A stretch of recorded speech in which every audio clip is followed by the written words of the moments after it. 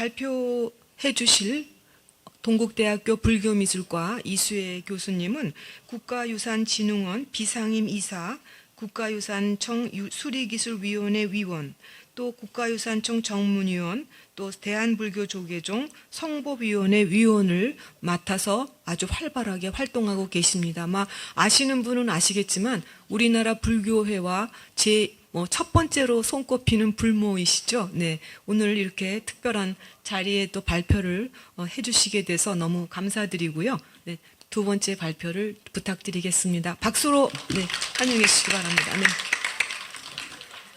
네, 네.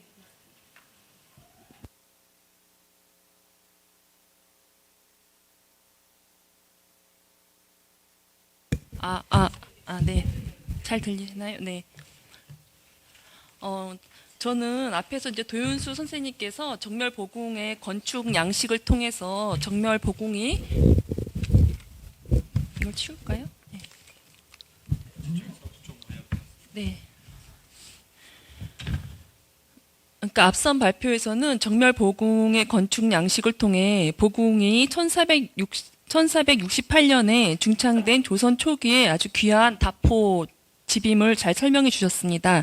이번 발표에서는 정멸보궁에 남아있는 단청 양식을 검토해서 건축 연대와 더불어 단청 시공 연대가 1468년, 즉 15세기임을 추가로 입증하고 정멸보궁 속집 단청이 우리나라 단청사에서 가지는 위치와 가치를 살펴보고자 합니다.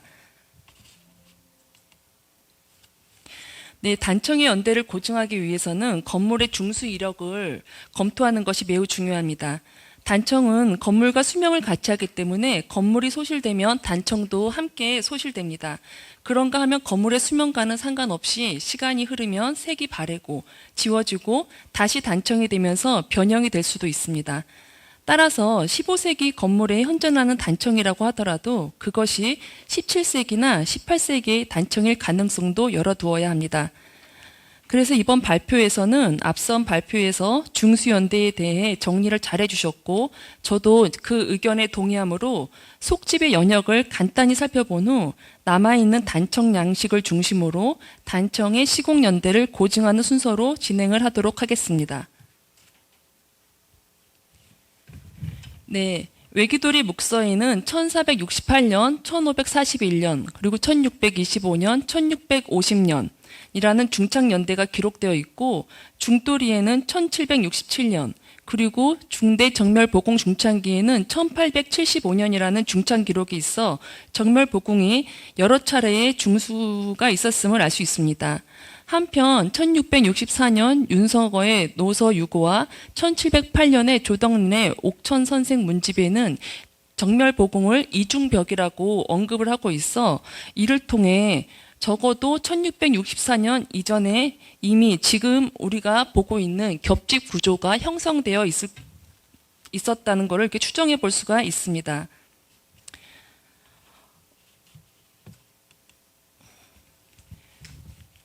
네, 지금 현재 그 정멸보궁의 그러니까 속집과 겉집 사이에 관자를 해체하면은 속집의 이제 그 속집의 이제 외부 부재들이죠. 외출목 부분에 보이는데 그곳에 이제 그곳의 고식으로 이제 추정되는 단청의 흔적이 확인이 되고 있습니다. 주로 공포 부재에 해당하는 첨차, 살미, 소로의 단청의 흔적이 남아 있는데 저는 아까 이제 그 신도분들이 많이 계시길래 예, 그 부재에 대한 이제 이해를 돕기 위해서 잠깐 이제 좀 사진을 넣었거든요. 예.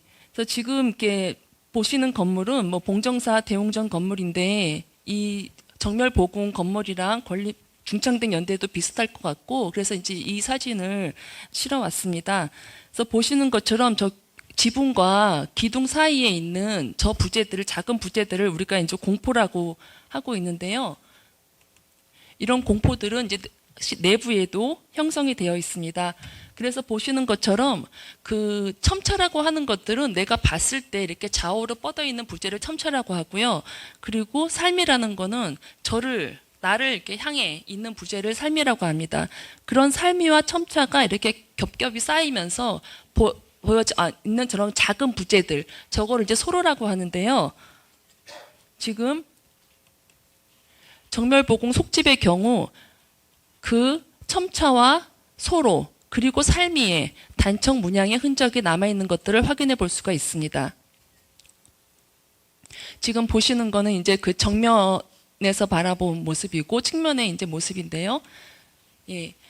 실제로 우리가 정멸보공 속집에 이제 단청이 발견됐다고 하니까 우리가 이제 딱 생각했을 때 그런 선명한 그런 단청의 색과 문양이 남아 있을 거라고 생각을 하는데 지금 보여드리는 사진이 가장 잘 남아 있는 이제 상태의 이제 사진입니다. 예, 사진이고요. 지금 보시는 것처럼 첨차, 주심 장여 이런 부분들의 녹색 위주의 단청이 이제 기존에 지금 우리가 현대에 그렇게 알록달록하게 하는 단청이 아니라 녹색 위주의 이런 단청들이 이제 남아 있는 걸 볼 수가 있고요. 저렇게 포와 포가 많이 구성이 되면서 형성이 되면서 우리가 위를 쳐다봤을 때 그 부재가 노출돼서 지저분해져 있는 부분들은 저렇게 순각판이라는 반자로 가려주고 있는데 그 순각판 같은 경우에는 붉은색을 칠해서 단청을 마무리를 하고 있는 것을 볼 수가 있습니다.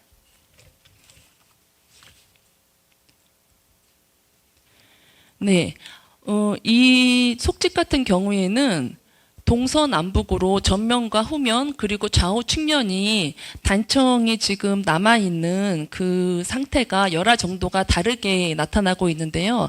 지금 보시고 있는 부분은 남측면에 해당하는 이제 공포의 부분들입니다. 그래서 보시면은 이렇게 단청의 흔적이 남아있기는 한데 색이랑 예, 그렇게 선명한 편은 아니고요. 동측면과 서측면 같은 경우에는 전면에 비해서도 더 잘 남아있지 않습니다. 그래서 부재에 그 목재면이 그대로 노출되어 있는 부분들도 많고요.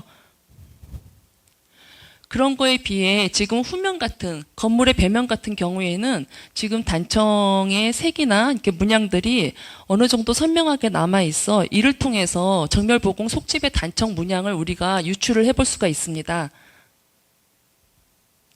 그런데 특이하게도 이 정멸보공 속집 단청 같은 경우에는 전면과 후면, 그러니까 앞면과 뒷면이 그 열화 상태가 굉장히 반대로 나타나고 있는데요.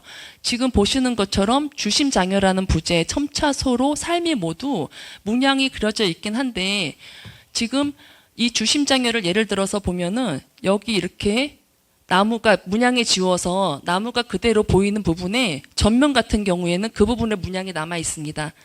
그리고 여기에도 나무가 그대로 노출된 부분에 전면 같은 경우에는 문양의 흔적이 남아 있고요. 마찬가지로 살미 같은 경우에도 이렇게 지어진 부분에 문양이 남아 있습니다. 네, 그래서 이 전면과 모든 단청 같은 경우에는 부재별로 동일한 문양을 도체를 하기 때문에요. 그런 거를 감안해서 그 전면과 후면에 있는 문양들을 이렇게 중첩시키는 방법을 이용해서 복원을 한번 해봤습니다. 복원을 해봤더니 저렇게 소로에 있는 첨차에 있는 살미에 있는 주심장여에 있는 이제 각각의 문양들을 이제 복원을 해볼 수가 있었는데요. 우리가 먼저 소로에 있는 문양부터 살펴보도록 하겠습니다. 이 소로에 있는 문양 같은 경우에는 지금 이렇게 둥글게 에워싸고 있는 이런 무늬를 우리가 여의도 무늬라고 합니다. 이 여의도 무늬 안에 이렇게 나선형의 동글동글한 무늬를 3개를 두고 있는데 이 안에 있는 무늬를 녹화라고 하거든요. 그래서 이 무늬를 우리는 녹화 여의도 무늬라고 하고 있습니다. 지금 아래가 현황 사진이고요. 그 위에 있는 부분이 이제 복원을 해놓은 사진인데 사실 단청 같은 경우에는 장식 문양이기도 하고 우리가 언뜻 봤을 때는 그 문양이 그 문양인 것 같은데 이게 어떻게 무슨 양식의 변화가 있을까라고 생각을 하기가 쉬운데요. 지금 이렇게 보시는 것처럼 이 정멸복원 속집에 있는 단청 문양을 발견을 하면서 계속 다른 이제 문양들을 찾아보기 시작을 했습니다. 그래서 비교 이제 대상이 되는 조선 전기의 봉정사 극락전이라든지 수덕사 그리고 무의사 극락전 그리고 창경궁에 이르기까지 다른 건축물에 있는 소로 문양과 비교를 해봤더니 자 어떤 공통점이 있는 것 같나요? 보시면은 소로 같은 경우에는 이 부재 안에 이 여의도 문이 하나가 그대로 온전히 들어와 있는 것을 볼 수가 있습니다. 근데 조선 전기의 이 봉정사 극락전 같은 경우에는 지금 고려시대 단청의 양식을 가지고 있는 단청으로 지금 인정받고 있는 그런 단청인데요. 보시면은 정멸복원 단청과 마찬가지로 이 부재 안의 중앙에 이 여의도 문이 아주 작은 크기로 들어가 있는 거를 넣어져 있는 거를 볼 수가 있습니다. 수덕사나 무의사나 창경궁에도 똑같이 이런 여의도 문들이 쓰인 거를 확인을 할 수 있으나 자세히 보시면은 이 여의도 문의 크기가 점차 확대되고 커지고 있는 거를 발견을 할 수가 있습니다. 그래서 이 문양을 그릴 때 이 부재의 이렇게 갓변을 이렇게 색으로 한번 그어준 다음에 그 구획안의 무늬를 그리는데 이 무늬들이 이 여의도 문이 그 갓변에 그은 선은 바깥쪽으로 나가고 있는 것을 확인할 수가 있습니다. 이렇게 여의도 문이 확대되고 있는 이런 현상은 조선 후기 단청에서 더 명확하게 보여지고 있는데요. 이 화암사 각항전에 있는 소로나 관룡사 대웅전, 미양사 18세기 미양사 대웅전까지 보시면은 이 여의도 문을 보면은 이렇게 말려서 이렇게 들어가는 꽃받침처럼 이렇게 끝부분이 무늬의 안쪽으로 이렇게 들어가 있는 것을 볼 수가 있는데 지금 보시면은 이 화암사나 관룡사나 미양사에서는 그런 부분들을 확인을 할 수가 없습니다. 그러니까 생략이 되어 있고 그냥 마치 이런 게 처음부터 애초에 존재하지 않았던 것처럼 그냥 이 녹화로 여겨지는 그런 녹화로 보이게끔 그런 무늬로 이제 하고 위에 여의도가 아닌 그냥 한번 이렇게 두르는 이런 무늬를 그리고 있음을 알 수가 있습니다. 그래서 우리는 이런 무늬들을 보면은 소로에 그려졌다고 그래서 소로초라는 라고 부르는데요. 이 소로초 같은 경우에는 이 녹화만 이 안에 들어가 있는 이런 나선형의 요문을 녹화라고 한다고 했잖아요. 그렇기 때문에 이 소로에는 이런 녹화초 또는 이렇게 녹화를 이중으로 둔 겸녹화초를 둔다고 그렇게 알고 있었는데 이번에 이 속집 단청을 통해서 알게 된 거는 이 지금 우리가 조선시대에 알고 있는 이 소로초로 알고 있는 이 겸녹화나 그냥 이 녹화초가 거슬러 올라가다 보니 이 여의도 문에서 시작됐다는 거를 보여주고 있습니다. 그래서 조선시대 이 소로초의 초기 형태를 보여주는 아주 귀한 자료라고 할 수가 있습니다. 이런 특징들은 이제 아까 소로와 제가 첨차와 그런 곳에 이제 삶이 이런 곳에 이제 문양이 남아 있다고 했는데요. 이제 일단 첫 번째 소로를 살펴봤고요. 이제 두 번째 첨차에 있는 문양을 살펴보도록 하겠습니다. 이 첨차에도 아까 소로에서 봤던 것과 마찬가지로 이 녹화 여의도 문이 이제 그려져 시문이 되어 있는데요. 소로와는 달리 이제 부재의 그 형태에 맞춰서 이 녹화 여의도 문을 이렇게 이열로 배치해서 서로 마주보게 이제 배치를 하고 있는데요. 이 문양 같은 경우에는 지금 우리가 수덕사 대웅전에 있는 종량에 있는 수덕사 대웅전에도 고려시대의 단청 양식을 따르고 있는 문양과 그리고 조선 초 16세기의 단청이 공존을 하고 있는데 지금 여기서 예시로 보여드리고 있는 사진은 아주 이른 시기의 단청 문양입니다. 이렇게 봤을 때 이 수덕사 대웅전의 종량에 있는 머리초도 똑같이 이렇게 안쪽으로 감겨 들어간 여의도 문이 시문되어 있는 걸 볼 수가 있는데요. 그래서 지금 보면은 어떻게 보면은 이 속집 단청의 여의도 문과 좀 상통하는 특징을 보여주고 있습니다. 그리고 지금 보면은 본학사 소장의 15세기 작으로 추정되고 있는 이 석가 탄생도라는 그림을 보면은 이번에 호암미술관에서 전시를 했던 작품인데요. 거기에 보면은 이렇게 정각의 그림을 실제처럼 잘 묘사를 하고 그 안에 단청을 실제 단청처럼 아주 잘 묘사를 하고 있는 걸 볼 수가 있습니다. 그래서 지금 이런 그림들과 제가 비교를 할 수밖에 없는 이유는 이 정멸보공 속집 단청의 경우 이 무늬가 실제로 조선 전기의 단청에 남아있는 경우가 실제 직접적인 1차 사료가 없기 때문에 이런 2차적인 간접 자료를 통해서 이제 비교를 할 수밖에 없는데요.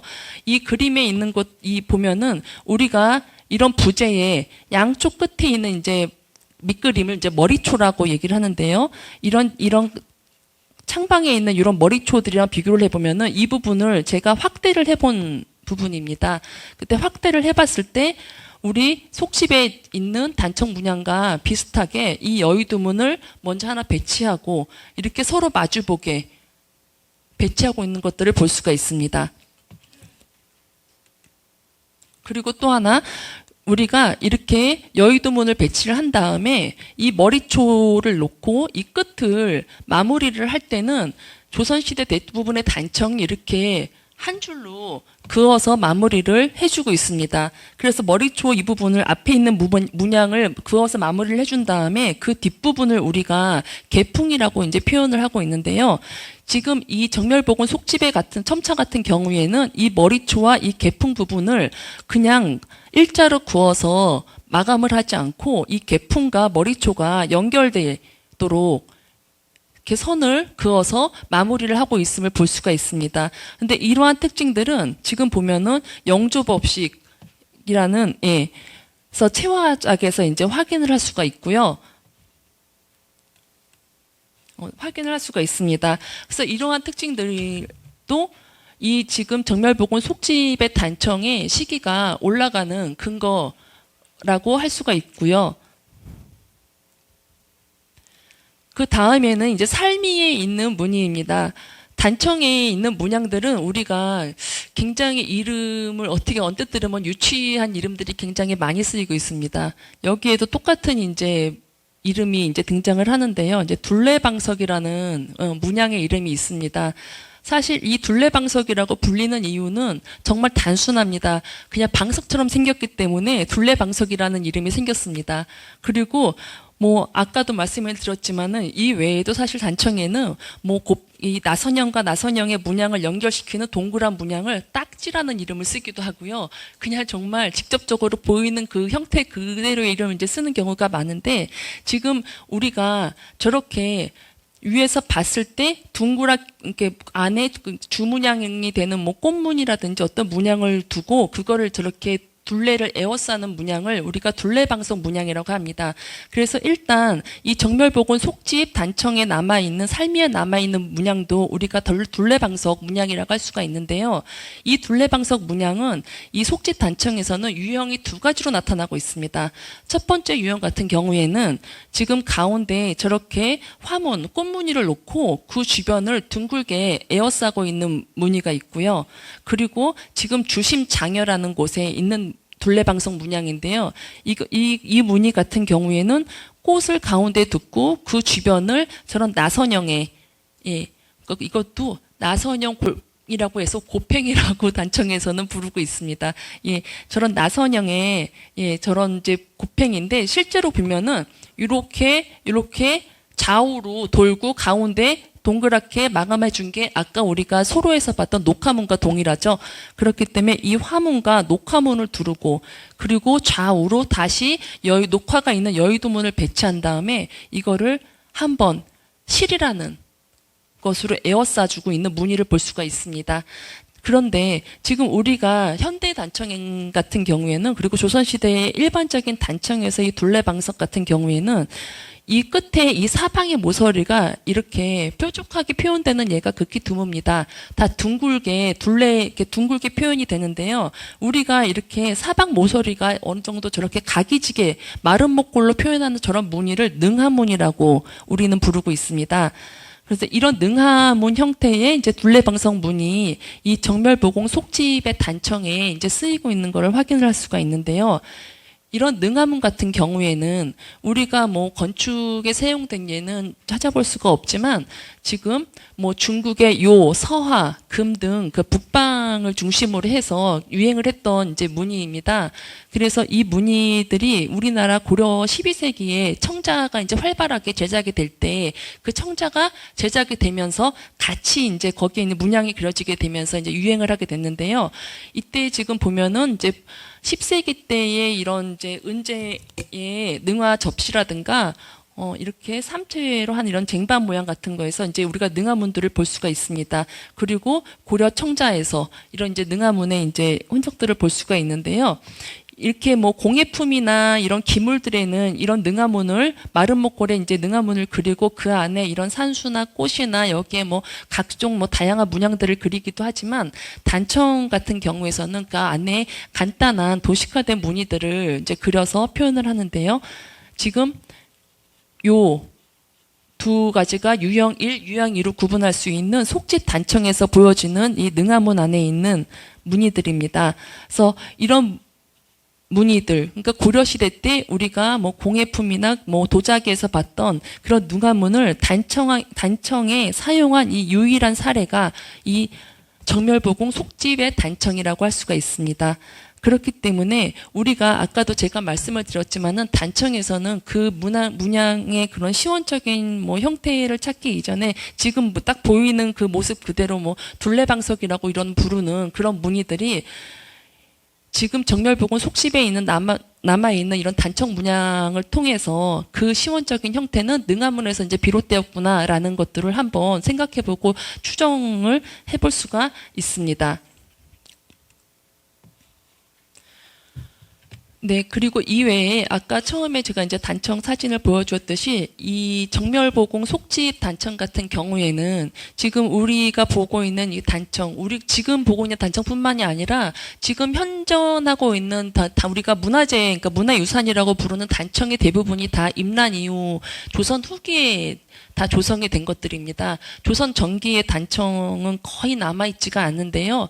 그래서 뭐 수덕사, 뭐 무의사 아니 그 봉정사 이제 극락전 같은 경우에는 그 적외선을 촬영하면서 발견했던 그런 것들이 지금 복원도로 남아 있고요. 그리고 수덕사 같은 데도 대웅전에 가보면은 실제로는 남아 있다고는 하지만은 들어가서 보면은 하나도 보이지가 않습니다. 그만큼 이제 다 열화가 심하게 되고 대부분의 이제 색들이 다 박나게 돼서 이제 문양이 남아있지가 않은데 그런 거에 비하면 지금 우리 정멸보공 속집 같은 경우에는 이렇게 단청의 현황이 그런 거에 비하면 굉장히 잘 남아있다고 이제 볼 수가 있는데요. 그럼 보시면은 그 대부분의 색깔들이 녹색을 위주로 사용하고 있음을 볼 수가 있습니다. 그러니까 다양한 뭐 빨간색이라든지 파란색이라든지 이런 것들이 철저히 제외가 되고 녹색 위주의 단청을 이제 쓰고 있고 그리고 우리가 아까도 말씀드렸듯이 위를 봤을 때 순각판이라든지 이런 곳 또는 이 정멸보공 건축에서 굉장히 중요한 요 공안 부분, 이 첨차가 놓인 요 부분, 요런 부분만 붉은색을 이제 이용해서 채색을 하고 있는 거를 색을 칠하고 있는 거를 볼 수가 있는데요. 그래서 우리가 단청에서는 이렇게 윗부분 그러니까는 건물의 윗부분을 푸르게 칠하고 기둥이 되는 부분을 이제 붉게 칠하는 거를 상록하단의 이제 기법으로 이제 설명을 하고 있습니다. 근데 이런 상록하단의 기법 같은 경우에는 이것도 우리가 이제 그림, 불화를 통해서밖에 살펴볼 수가 없는데요. 왜냐하면은 실제로 단청 유구가 있는 건축물이 남아있진 않기 때문에, 고려 불화에 있는 이제 건축물에 있는 그림들을 통해서 살펴보면은 지금 고려 불화 같은 경우에는 대부분이 이제 13, 14세기에 이제 제작이 된 불화들인데요. 보시면은 지금 13세기 불화 같은 경우에는 건축물이 지붕 기와에 녹기와를 얹고 다 붉은색으로 묘사가 돼 있죠. 그러니까는 실제 이때에는 그리고 지금 광경 16관 변상도 지훈원 소장의 광경 16관 변상도에도 이 부재들이 다 붉은색으로 이제 묘사가 되어 있는 것들을 볼 수가 있습니다. 그래서 고려 시대까지만 해도 지금 우리가 지금 생각하는 그런 알록달록한 단청이 아니라 이렇게 붉은색 위주의 단청을 하고 있었는데요. 그러다가 14세기가 되면은 다시 이 위에 있는 부재들이 이제 녹색 위주로 한 단청들이 등장을 하기 시작을 합니다. 그래서 보시면은 지금 서복사 소장의 강경서품 변상도라든가 아까 살펴봤던 석가탄생도 같은 경우에 이렇게 이제 녹색 위주의 단청을 하고 있는 것을 볼 수가 있는데요. 지금 우리 정멸보공 속집의 단청이 주조색이 녹색 위주로 되어 있다는 거는 이 단청이 14세기의 단청과 그 흐름을 같이 하고 있다는 그런 것들을 또 이제 보여주고 있는 예라고 할 수가 있습니다. 그리고 이런 부분의 공안에는 또 붉은색이 남아있기도 하는데 이런 붉은색 같은 경우에도 아까 본학사 소장의 이 석가탄생도의 이제 그림을 이제 그 확대를 해보면은 요 부분 기둥 위에 이 공포 부분이 이제 이렇게 묘사가 되어 있는데요. 요 보이실지 모르겠지만은 요 사이사이에 있는 공안을 이렇게 붉은색으로 칠하고 있는 것들을 확인을 할 수가 있습니다. 그리고 봉정사 대용전 같은 경우에도 1435년에 중창돼서 지금 옛 단청이 그래도 남아있는 사례 중에 사례이기도 한데 그런데 봉정사 대용전 같은 경우에도 많은 변형이 이루어졌습니다. 많은 변형이 이루어졌는데 그럼에도 불구하고 이 공안 부분에는 지금 적색으로 칠해져 있는 것들을 확인을 할 수가 있습니다. 네, 이 외에도 그 단청의 지금 문양을 지금 보시는 것처럼 확인해 보시면은 이 녹색 바탕에 진한 녹색 바탕에 밝은 녹색으로 그 그림을 그 문양의 윤곽을 그리고 있는 것들을 확인을 할 수가 있는데요. 우리가 지금 같은 경우에는 이 단청 문양을 그릴 때 저렇게 색을 그었으면은 먹선을 다시 그어서 그 윤곽을 명확하게 해줍니다. 그런 기법을 이제 먹기화라는 기법이라고 얘기를 하고 있는데요. 지금 이 정멸불공 속집 같은 속집 단청에서는 그런 먹기화를 사용한 예를 찾아볼 수가 없습니다. 그냥 그 진한 녹색이라는 거는 이제 뇌록이라는 알려고요. 그 위에 저렇게 밝은 녹색을 써서 문양을 그리고 있는 것들을 보여주고 있는데요. 이 선도 우리가 그냥 봤을 때는 그냥 녹색의 문양을 밝은 선으로 일정한 두께의 선으로 그리고 있구나라고 생각을 할 수 있지만 이런 선들 같은 경우도 시기별로 다른 특징들을 보여주고 있습니다. 이게 시기가 올라갈수록 이 밝은 색의 녹색이 우리가 이 밝은 색의 녹색을 초빛이라고 그러고 이 밝은 색과 함께 그려지는 좀 짙은 색의 녹색을 이빛이라고 얘기를 하고 있는데요. 이 초빛과 이빛의 비율이 시기에 따라서 다르게 나타납니다. 그래서 지금 보시면은 이 위에 같은 경우에는 초빛이 이빛보다 면적이 훨씬 작죠. 이런 단청일수록 시기가 올라가는 단청이고요. 지금 이 밑에 보시면은 이 밝은 녹색에 비해서 이 짙은 녹색의 면적이 굉장히 좁은 것을 볼 수가 있습니다. 이런 단청일수록 이제 시기가 내려오는 것을 볼 수가 있는데 이런 특징 같은 경우에는 이제 16세기까지에는 초빛이 이빛보다 그 면적이 작게 나타나는 것을 볼 수가 있고요. 이제 17세기부터 점차 이빛이 다소 이제 줄어들기 시작을 해서 17세기 후반이 되면은 초빛의 비율이 이빛보다 훨씬 커지고 있는 것들을 볼 수가 있습니다. 그래서 지금 현대에 이르기까지 우리가 초빛색과 이빛을 함께 사용할 때는 거의 초빛이 2면은 이빛을 1 정도로 아니면 2대1 정도로 아니면 3대1 정도로 이제 쓰고 있는 거를 이제 볼 수가 있습니다. 네. 그래서 이런 이제 특징들을 이제 종합해서 그러니까 살펴보면요. 지금 정멸보공 이 속집 단청 같은 경우에는 아까도 살펴봤겠지만은 우리가 생각했던 상상했던 것보다 이렇게 많은 뭐 단청에 잘 남아 있는 거는 아니지만 그래도 굉장히 의미 있는 그런 특징들을 다 지니고 있는 것을 볼 수가 있는데요. 일단 저 녹화 아까 여의도문을 살펴봤던 조선시대 그러니까 우리 소로에 쓰이는 녹화초의 그 확장이 돼서 지금 쓰이는 그 녹화초의 그 시원적인 형태를 보여주고 있다는 거에 이 큰 의미가 있고요. 또 그 여의도문이 조선 전기 단청에서 그 머리초로 주로 사용이 되었고 그리고 저런 뒷목을 뭐 처리하는 방법이나 이런 것들이 굉장히 지금은 볼 수 없는 그런 조선 전기의 단청을 이제 특징을 가지고 있다라는 이제 말씀을 드리고 싶고요. 또 둘레 방석이라고 했었지만은 우리가 그냥 그 둘레 방석이라는 그 무늬들이 그 능화문에서 비롯이 됐고 이 정멸보공 속집 단청이 그 시원적인 형태를 지니고 있다라는 것에 대해서 이제 그 중요한 특징들을 이제 가지고 있다고 할 수가 있습니다. 이 외에도 아까 말씀드렸던 그 상록 하단의 특징을 이 정멸보공 속집 단청에서는 이제 엿볼 수가 있었는데요. 조선 전기 단청에서 나타나는 그러니까 고려 말 조선 전기 단청에서 나타나는 이 녹색 위주의 단청을 실제로 이 우리가 건축물에 남아 있는 예가 거의 없는데, 거의 없는 게 아니라 유일한 예라고 봐도 될 것 같습니다. 이 속집 단청에서 볼 수가 있었고요. 그리고 이 몰골법이라고 제가 이제 표현을 했는데, 이 초빗이 이빗보다 작게 표현되는 이런 특징들, 이게 결국에 이 특징이 말해주는 거는 뭐냐면은, 우리가 이 초빗이 처음에는 문양을 그리는 선의 이제 개념을 갖고 그려졌다가 나중에는 이게 우리가 면적이 점점 넓어지면서 면으로 인식하게 된다는 거죠. 그런 변화를 이제 조선 후기 이후부터는 볼 수가 있는데, 그래도 이 속집 단청에서는 이 초빗을 선으로 인식하고 있었다는 거를 잘 보여주고 있다라는 거를 볼 수가 있습니다. 네, 그래서 이 정멸보공 속집 단청의 이제 연대를 고증을 해보면요. 지금 속집의 건립 시기를 지금 앞에서도 1468년으로 이제 추정을 하고 있었는데요.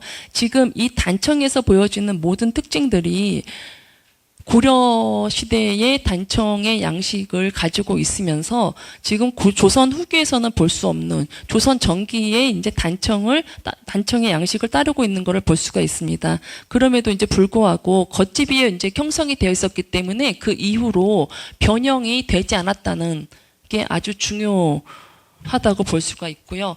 그렇기 때문에 고려시대 단청의 그 윤곽을 살펴볼 수가 있으며, 조선시대 단청의 양식 변화를 정말 근원적으로 파악할 수 있는 조선 전기의 유일한 단청의 사례로서 가치가 있다라는 말씀을 드리고 싶습니다. 네, 짧은 발표였지만요. 네, 이것으로 발표를 마치도록 하겠습니다. 네, 감사합니다. 아주 재미있게 잘 들으셨을 거라고 생각되는데요. 고려 중후기에 유행했던 여의도문이나 능화문이 나타난다는 것, 그 너무 중요한 얘기입니다. 그래서 그 정멸보공 속집의 편년을 정하는데, 추정하는데 너무 중요한 단서가 되는 그런 발표입니다. 아마 그렇게 다 이해하셨을 거라고 생각됩니다. 이수혜 교수님의 발표에 대한 토론은 전통문화대학교 김석곤 교수님께서 해주시겠습니다. 김석곤 교수님은 국가무형유산 단청장 이수자이시고요. 또 국가유산 수리단청 기술자이십니다. 굉장히 이 분야에서 유능한 그런 인재이십니다. 네, 그 토론 부탁드리겠습니다. 예, 방금 소개받은 한국전통문화대학교 김석구입니다.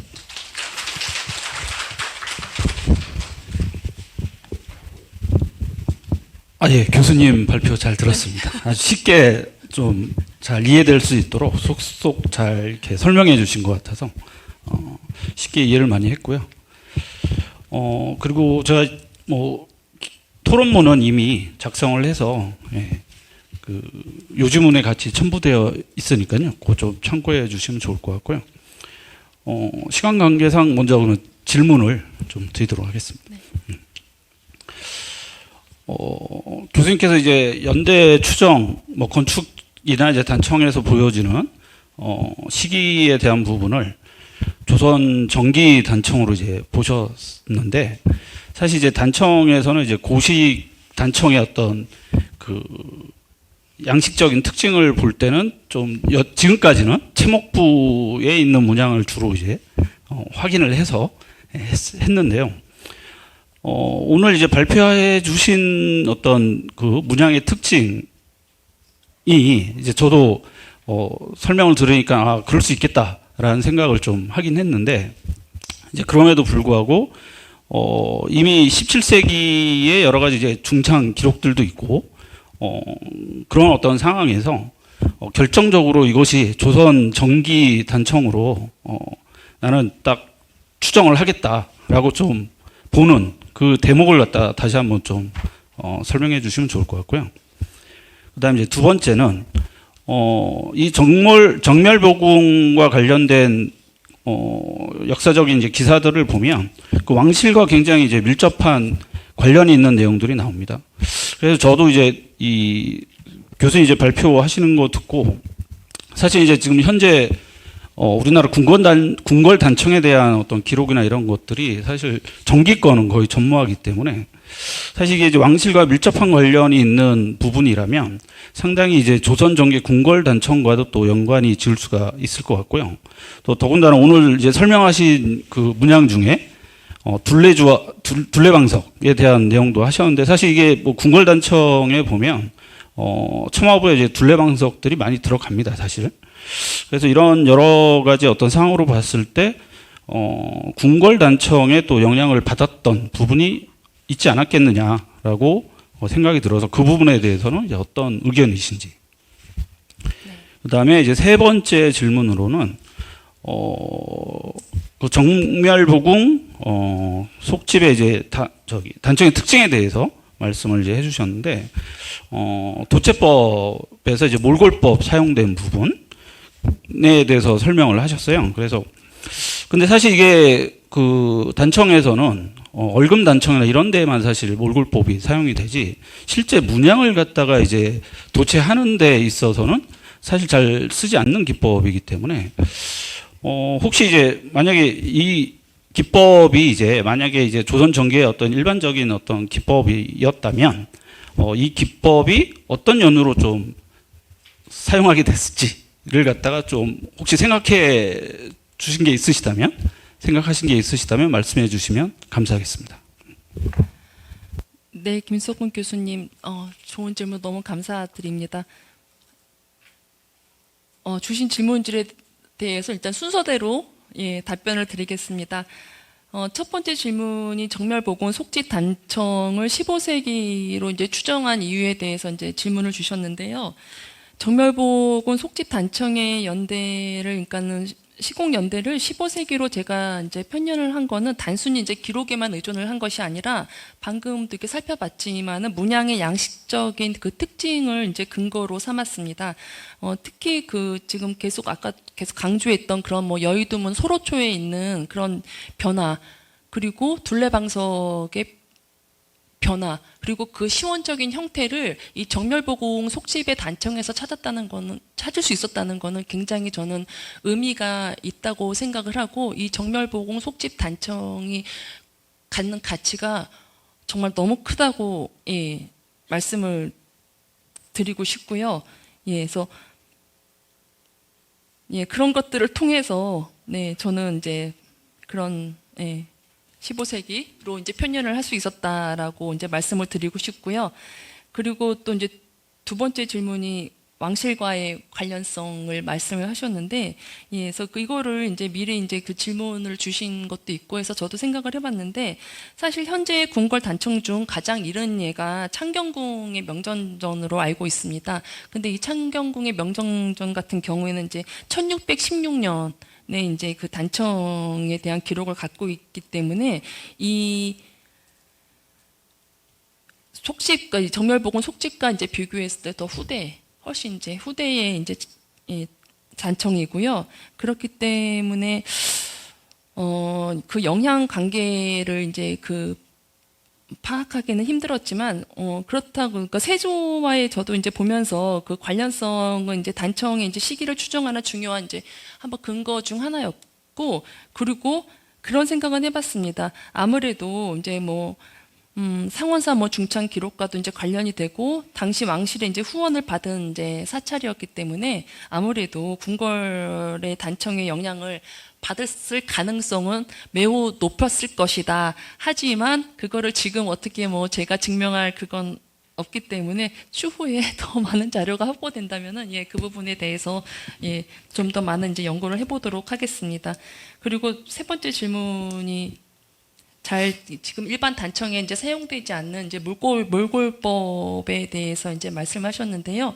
이거는 제가 이제 발표 중에도 말씀을 드렸지만, 이 몰골법이라고 제가 표현을 했지만, 그러니까 면으로 채색의 개념이 아닌 그 선을 긋는다는 개념으로 문양을 그렸기 때문에 저는 그 이제 몰골법이라는 이제 표현을 했고요. 그리고 그냥 우리가 뭐 얼금 기법이라고 해서 그 단청에 그냥 얼기설기 형태와 무관하게 하는 거에 비해서 이 정멸보궁 속집의 단청에 그려져 있는 이 문양들은 굉장히 그러니까 정갈하다고 해야 되나요? 예. 그래가지고 마치 정말 그 밑그림에 대한 그 초본을 가지고 그린 걸로 보이기 때문에 어떻게 보면은 잘 이 당시에 정말 이 정멸복원 속집 단청과 비교할 수 있는 단청이 있다면은 좋겠지만은 지금 없는 상황에서 그 당시에 이 기법이 그 당시에 단청의 기법이었는지 확언을 이제 드릴 수는 없지만 적어도 제가 불교 미술을 그래도 저도 실기를 하는 작가의 한 사람으로서 이제 말씀을 드리자면은 어떻게 만약에 이게 작가의 시도라면은 제가 단청을 하는 데 있어서의 그 간결함과 거기에서 오는 세련감 이런 것들을 의도하지 않았을까라는 생각도 한번 해봤습니다. 네, 이상입니다. 예, 좀 어려운 질문일 수도 있었는데 답변은 잘 해주신 것 같습니다. 저도 사실 뭐 교수님과 함께 이 정멸보궁 단청 조사할 때 함께 했었는데 사실 그때는 뭐 그냥 보는 것만 좀 급급해서 사실 이제 정리나 이런 걸 사실 잘 못했었는데 이번 기회에 이 정리된 내용들을 좀 보고 이게 여러 가지 좀 굉장히 중요한 포인트들이 있겠구나라는 생각을 했어요. 그래서 그 포인트에 대한 부분을 사실 질문을 드린 거거든요. 그래서 앞으로 이 부분이 좀 더 정멸보궁 단청이 좀 더 이제 연구가 돼서 앞으로 좀 조선 정기 단청의 어떤 여러 가지 뭐 이야기를 갖다 풀어낼 수 있는 하나의 좀 시작점이 되면 좋겠다라는 생각을 했습니다. 예, 이상입니다. 네, 감사합니다. 감사합니다. 네, 발표해주신 이수혜 선생님, 토론해주신 김석곤 교수님 두 분 모두 감사드립니다. 애쓰셨습니다. 네.